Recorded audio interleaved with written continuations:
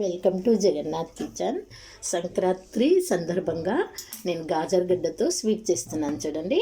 వీటిని శుభ్రంగా కడిగి ఇప్పుడు తురిమి పెట్టుకుంటానండి. Welcome to Jagannath kitchen. దీనికి తగినంత నెయ్యి వేస్తున్నానండి. నెయ్యిలో డీప్ ఫ్రై చేసుకుందాం.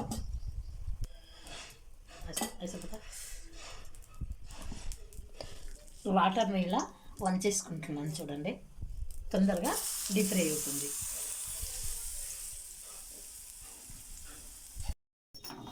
ఈ విధంగా ఫ్రై చేసుకున్న తర్వాత పాలను పోసుకుందామండి. ఇందులో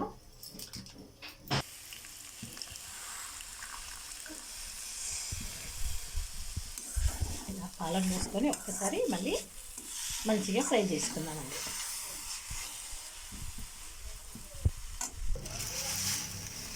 అయినప్పుడు తగినంత చక్కెర పోస్తున్నానండి. అది 250 గ్రామ్స్ గాజర్ అయితే 150 గ్రామ్ చక్కెర వేస్తున్నానండి.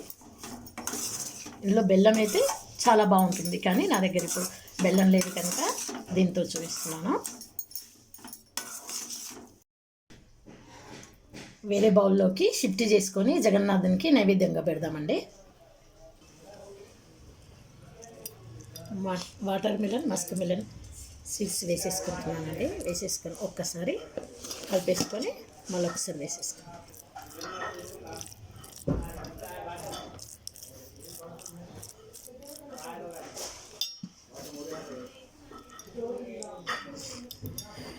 మీరు బయట స్వీట్స్ కంటే ఇలా పిల్లలకు చేసి పెట్టండి. హెల్తీగా ఉంటుంది, పిల్లలు ఇష్టంగా తింటారు. సంక్రాంతి స్పెషల్ అండి.